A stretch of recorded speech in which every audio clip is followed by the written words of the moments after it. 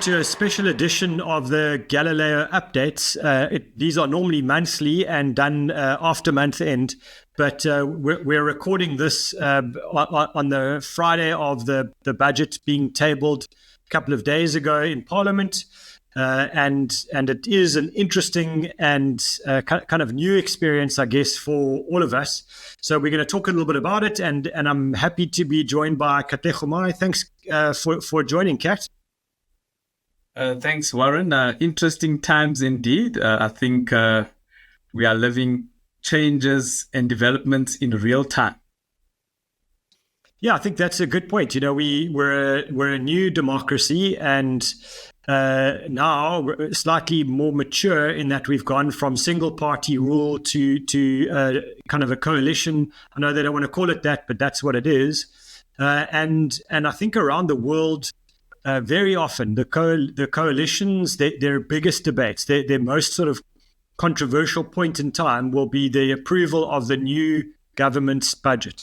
And so I guess it's new for us, but not new for mature democracies around the world that mostly operate in coalitions. Even Americans might not be coalitions, but gee, the budget conversations are their most contentious issues. So, Kat, maybe just to kick off about what do we want to tell everyone about this budget? Warren, I think the first place to start, I think it's important to acknowledge that, we are in a challenging environment. There's low economic growth, high unemployment, and I think that makes the finance minister's job so much more difficult. I must say, I don't envy the guy. I don't wish for his job, regardless of what it pays.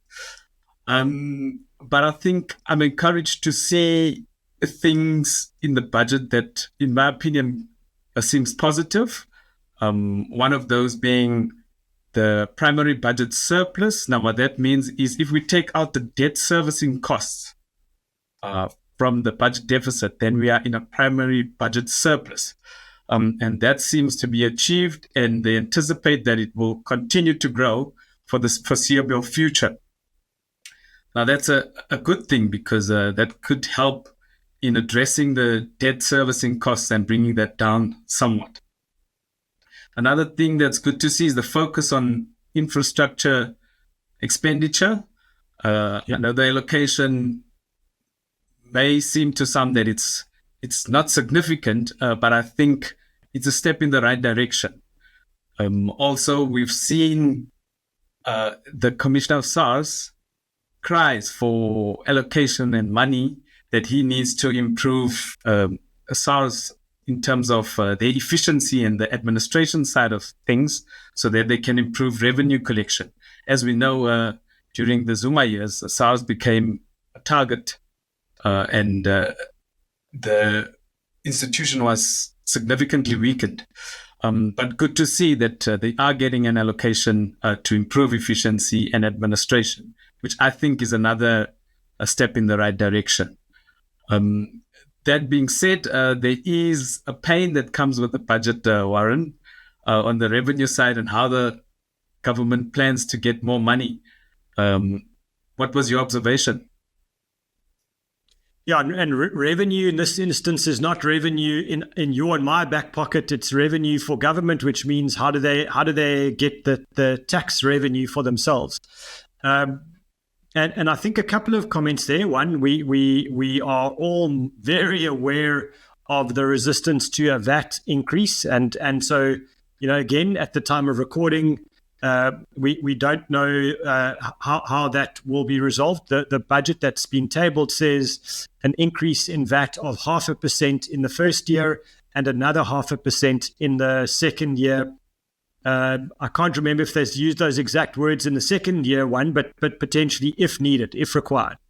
And I think that's that allows a little bit of scope. And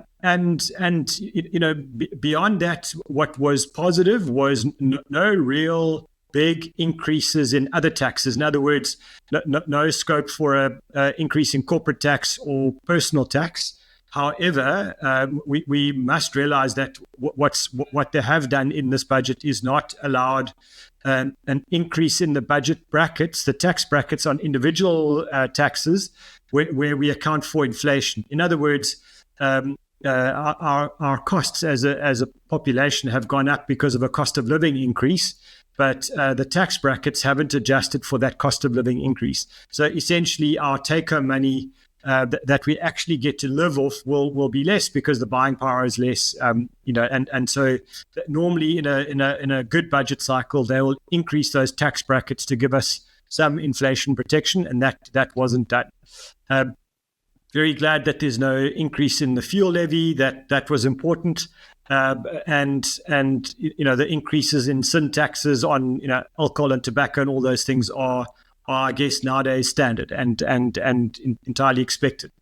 I also agree with you, Kat, that we're in an environment where the main things that the parties agree on is that we need to get that debt cycle turning so that we stop spending more than we earn every single month and every single year as a country. And primary surplus means that's okay, which means every year we should have a little bit more money to pay down debt. And so if our debt to our income, the debt to GDP ratio starts to decline, which it should do, that's extremely positive for South Africa from a credit rating point of view and all of those things. So unfortunately, a little bit of an increase in tax is on the cards now, but I don't see other major new taxes in the budget that look scary. There was no wealth tax or anything like that. Yeah, I agree, Warren. It will put a little bit more pressure on households, as you correctly put it, in terms of income taxes. But that will affect most people, the VAT increase. But yeah, I think I repeat the sentiment that it's a tough juggle, a tough job, tough thing to do at this point in time, given where we are. And then, Warren, another thing that we had a lot of questions on from clients was the concern about the proposal by Treasury to look into taxing collective investment schemes, which are unit trusts, which are the things that most of our clients are invested in. What came through in the budget in that regard? I must say, the initial proposal from Treasury to the industry was quite scary because what they were sort of asking, it wasn't that there was a white paper that was published to say this is what we're going to do. It was a discussion document, and those are always a little bit scary. If you look at the proposal where it starts and where it ends, sometimes it doesn't change. So the scary proposal becomes law. And that's not great. But in this instance, what they were proposing was, that all the growth in unit trusts would be taxed as income. So if you had a unit trust that invested only in shares, your growth through a year would not be taxed as capital gains when you sold. The growth through the year would be taxed as income, which means that instead of paying a maximum of 18% capital gains on the day you actually sell, you could be paying 45% just on growth. And that was really not ideal to say the least. I think that's understating the fact. So they have listened. They put an explanatory note in the budget, which was a cause of great relief, to say they take the point that you can't tax normal unit trusts, collective investment schemes, that way. What they are looking at is then hedge funds that are unitized and other kinds of hedge funds where there's an enormous amount of trading. And what's happening at the moment in our law, if you trade shares or properties or bonds, etc., and you do those within a 3-year period, in other words, you buy and you sell it 18 months later, as an example, there is a strong likelihood that you are deemed a trader because you make part of your income from buying and selling assets, in which case those are taxed as income tax, not as capital gains tax. Now, what has been happening, and it's certainly, even in the unit trust industry, has been really perpetuated by companies with a hedge fund background is that they've been trading the daylights out of some unit trusts and certainly the hedge funds, and then creating a capital event for clients, not an income event. In other words, instead of paying 45% tax on trading profits, they've then allowed their clients or created a way for their clients to only pay 18% when they sell. It's the exact opposite of what's supposed to happen. It's totally against the spirit of the laws, and I think long overdue that they stop that kind of a behavior. So I must say, we breathed a deep sigh of relief because we really thought that they would listen to feedback. They have, and I must say, from my perspective, very positive news there. Unfortunately, a little bit of a sting in the tail is another kind of line in the budget where they're talking about looking at offshore pensions. And the concern that Treasury's got is that some South Africans have gone overseas, worked overseas, built up an offshore pension, and then retire back to South Africa. But they built up that offshore pension in a jurisdiction where they didn't pay tax there, and then are not paying tax in South Africa because in our law as it stands today, offshore pensions are tax-free. And so instead of paying double tax, which is what no one wants to happen, they're in a position where they're paying double no tax. If I think was the phrase that was used. So Treasury is looking at that to say, you need to make the playing field level for everybody. If a South African pays tax on pensions generated in South Africa, then it shouldn't be that someone who generated a pension overseas and didn't pay any tax there should get that benefit tax-free while they're living in South Africa, operating here. So I think that there's some work to do because, at the same time, you do want to make South Africa an attractive destination for foreign-based retirees to come and live in South Africa for all of the year or a portion of the year. They're generally very high income, high expenditure individuals who contribute a lot to the economy. So there'll need to be a balance there. And so I think that's probably the only other kind of big downside. And Kat, I think maybe just to change tack a little bit, we just need to talk about the legal parliamentary process from here with the budget, because at the moment, as it stands, the finance minister's put something on the table. He said, "This is my budget. This is what I think we can do. This is the idea." In the past, because there has been a single ruling party, what happens is the ruling party proposes the budget. They then 2 or 3 weeks later vote on the 3 bills which have to get passed when a budget is tabled, and it's a fait accompli. The real news is the minister's speech, not the votes.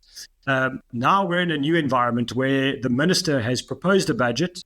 The vote is coming in a couple of weeks' time with the 3 bills that need to be passed. So the vote will be for each of those bills. And where we stand today is the parties that are in the government of national unity that are not the ANC are saying we don't support the budget as it stands. So it does create an element of instability and uncertainty until the budget goes through. So I suspect what will happen is that the ANC is very careful to say it's not the ANC and the DA, it's the ANC and all the other parties in the government of national unity will now be having serious conversations. There'll be some grandstanding in Parliament. Obviously, each party needs to stand up and say, we're amazing and you guys are useless and, we fight this and we fight that and yada, yada, yada. That's their 5 minutes of fame. But behind the scenes, I think there will be some serious negotiations between the parties to say, we need you to concede on this and we'll concede on that. And the hope, and I think at the moment it's a reasonable expectation, is that the kind of government of national unity will get to a point where there is consensus. They'll announce the consensus before the votes happen, and then the votes will just be a kind of a fait accompli because all the negotiations will be done before the time. So between now, when the budget has been tabled, and the passing of those 3 bills, the budget can change. And that's an important point. This is not now cast in stone. It can be amended in a parliamentary process and then retabled and those bills passed. And I suspect that that's what's going to happen. We need to know that the parties in the government of national unity, most especially the DA and the ANC, are very aware that the political cost of some of the trade-offs that they need to make to get the budget passed are not nearly as expensive as the political cost of collapsing the government of national unity. And they know the country can't afford it, and they really can't afford it. The voters will punish them severely if one party is perceived to be the cause of that collapse. So I think that it's good news that we've got a process, that we've got a bit of time. Equally, that next year this won't happen this way. I think there'll be lots of discussion and consultation long before the time, and then we'll get to the point of a budget being tabled that hopefully there is consensus within the government of national unity. Yeah, Warren, and I think the important point about that is for our clients and all investors out there to remember to be careful of getting caught up in the noise. Because as you say, there'll be grandstands, politicians will be going to the media, making all sorts of statements. But in the meantime, having maybe different discussions in the back end. So be careful to listen to the noise. In my opinion, so what I take from all this is, yes, it's a new environment. But looking at what has happened, I mean, the budget was postponed for the first time ever. And then now where we are, where they need to go and discuss and agree and then vote. I think to me, it shows that the government of national unity is working. I mean, as you correctly put it, in the past, it was a one-party majority, which essentially gave us a budget, voted that budget, and we had to live with it. Now, things are different. Now, political parties in this government of national unity will debate and talk about things and looks like come up with a workable solution, which I think is a good outcome for South Africans. Yeah, I think we, provided we get the budgets passed and there's no major new shocks to the system, this period of uncertainty, I think with a little bit of hindsight, we should probably have anticipated it, all of us, that we understand that government of national unity is only proposing its budget for the first time. So just to remember that, the last budget that was proposed was an ANC budget, and the fact that the elections happened after that means that this is now the first time that you're seeing the collective. I think the ANC. It feels to me like either were arrogant or naive, that they felt that they could just propose a budget that would just go through. I mean, it seems obvious to all of us on the outside that if you've joined a new marriage, which is what the government of national unity is, you can't just carry on like you were, spend and do what you want to do. You've got to talk to your partners and say, this is what I'd like to do. What do you think? And then don't ignore them. And it seems to me that's exactly what happened before the time. So I don't like the actions of all of the parties. We've never been complimentary about politicians ever on any of these updates. I doubt we ever will. But equally, I think that the ANC is learning some valuable lessons about being in coalition, and the DA equally learning that they can't resist everything all the time. That they need to have some concessions. That they need to make things work, and potentially, do this without megaphones blaring in the media. Do it, behind closed doors, and take positions that are sensible and rational, and then go forward. So I hope that the parties are maturing as long as our democracy is maturing alongside, and that voters realize this, that the instability is not ideal, agreed, but this isn't a crisis at the moment. That's the important point. I think some of the reporting in the media has been really poor in terms of saying that the government of national unity will break if the budget's not passed. Well, the budget wasn't passed. The government of national unity hasn't broken yet, and the budget might well be passed in the weeks ahead.